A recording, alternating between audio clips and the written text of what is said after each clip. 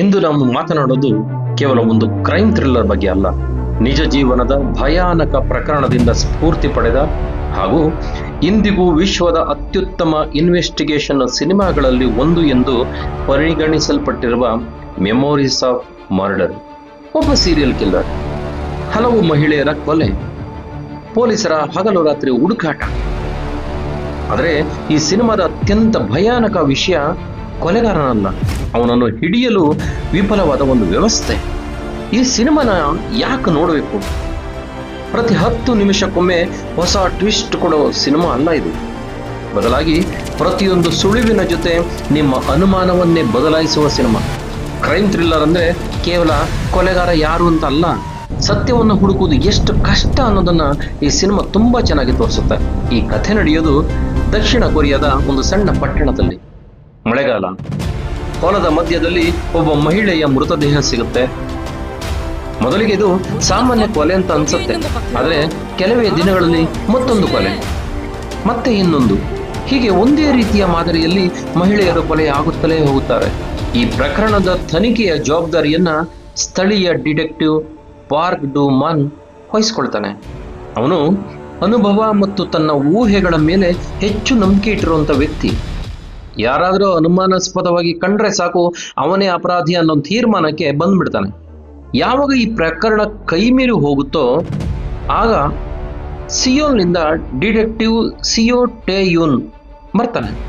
ಅವನು ಸಂಪೂರ್ಣ ವಿರುದ್ಧ ಸ್ವಭಾವದವನು.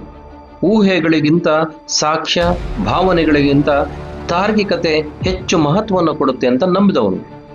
ಇಲ್ಲಿಂದಲೇ ಕತೆ ಇನ್ನಷ್ಟು ಇಂಟ್ರೆಸ್ಟಿಂಗ್ ಆಗಿ ಸಾಗುತ್ತೆ. ಒಂದೇ ಪ್ರಕರಣ, ಆದರೆ ಇಬ್ಬರು ತನಿಖಾಧಿಕಾರಿಗಳು, 2 ವಿಭಿನ್ನ ವಿಧಾನಗಳು. ಒಬ್ಬನು ಇವನೇ ಅಪರಾಧಿ ಅಂತ ನಂಬಿದರೆ, ಇನ್ನೊಬ್ಬನು ಸಾಕ್ಷ್ಯ ಇಲ್ಲದೆ ಯಾರನ್ನು ಅಪರಾಧಿ ಅನ್ನಲು ಆಗೋದಿಲ್ಲ ಅಂತ ವಾದ ಮಾಡ್ತಾನೆ. ಪ್ರಕರಣ ಮುಂದುವರಿದಂತೆ ಹೊಸ ಸಾಕ್ಷ್ಯಗಳು ಸಿಗ್ತವೆ. ಈಗ ಈ ಕೊಲೆಗಾರ ಸಿಕ್ಕೇ ಬಿಟ್ಟ ಅನ್ನುವ ಹೊತ್ತಿಗೆ ಒಂದು ಹೊಸ ತಿರುವು ಎಲ್ಲವನ್ನು ತಲೆಕೆಳಗು ಮಾಡಿಬಿಡುತ್ತೆ.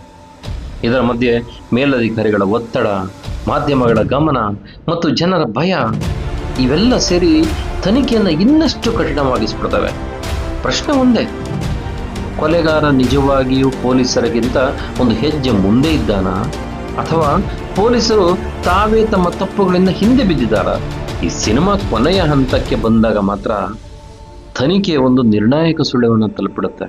ಆದರೆ ಆ ಸುಳಿವು ನ್ಯಾಯ ಕೊಡಿಸುತ್ತಾ ಅಥವಾ ಇನ್ನೊಂದು ನಿರಾಸೆಯಾಗಿ ಉಳಿದು ಬಿಡುತ್ತಾ?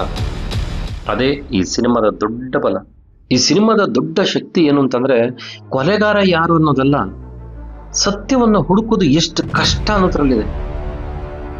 ಪೊಲೀಸ್ ಅಧಿಕಾರಿಗಳ ಮೇಲೆ ತಕ್ಷಣ ಫಲಿತಾಂಶ ಕೊಡಬೇಕೆಂಬ ಒತ್ತಡ, ತನಿಖೆ ಎಷ್ಟು ಸುಲಭವಾಗಿ ತಪ್ಪುದಾರಿಗೆ ಹೋಗಬಹುದು ಎಂಬುದನ್ನ ಸಿನಿಮಾ ಪರಿಣಾಮಕಾರಿಯಾಗಿ ತೋರಿಸುತ್ತೆ. ಸ್ನೇಹಿತರೆ, ಇನ್ನೊಂದು ಮುಖ್ಯ ವಿಷಯ ಏನು ಅಂತಂದ್ರೆ, ಸಾಕ್ಷ್ಯ ಇಲ್ಲದೆ ಅನುಮಾನ ಮಾತ್ರ ಇದ್ದರೆ ನ್ಯಾಯ ಸಿಗೋದಿಲ್ಲ. ಕೆಲವೊಮ್ಮೆ ಸತ್ಯ ಕಣ್ಣ ಮುಂದೆ ಇದ್ದರೂ ಅದನ್ನು ಸಾಬೀತುಪಡಿಸಲು ಆಗದೇ ಇರಬಹುದು. ಇದೇ ಈ ಸಿನಿಮಾದ ಒಂದು ದೊಡ್ಡ ಪ್ರಶ್ನೆ. ನನ್ನ ದೃಷ್ಟಿಯಲ್ಲಿ ಮೆಮೊರೀಸ್ ಆಫ್ ಮರ್ಡರ್ ಒಂದು ಕ್ರೈಮ್ ಥ್ರಿಲ್ಲರ್ ಮಾತ್ರ ಅಲ್ಲ, ತನಿಖೆಯ ಮಿತಿಗಳು ಮತ್ತು ನ್ಯಾಯದ ಸಂಕೀರ್ಣತೆಯ ಬಗ್ಗೆ ಮಾತನಾಡೋ ಒಂದು ಸಿನಿಮಾ. ನಿಧಾನವಾಗಿ ಸಾಗೋ ಕಥೆಗಳನ್ನ ಇಷ್ಟಪಡೋರಿಗೆ ಮಾತ್ರ ಇದು ಮರೆಯಲಾಗದ ಸಿನಿಮಾ ಆಗುತ್ತೆ. ಸ್ನೇಹಿತರೆ, ನೀವು ಹೇಳಿ, ಒಂದು ಪ್ರಕರಣದಲ್ಲಿ ವೇಗವಾಗಿ ಫಲಿತಾಂಶ ಕೊಡೋದು ಮುಖ್ಯನಾ, ಅಥವಾ ಎಷ್ಟು ಸಮಯ ಆದರೂ ಆಗಲಿ ಸತ್ಯವನ್ನೇ ಹುಡುಕೋದು ಮುಖ್ಯನಾ?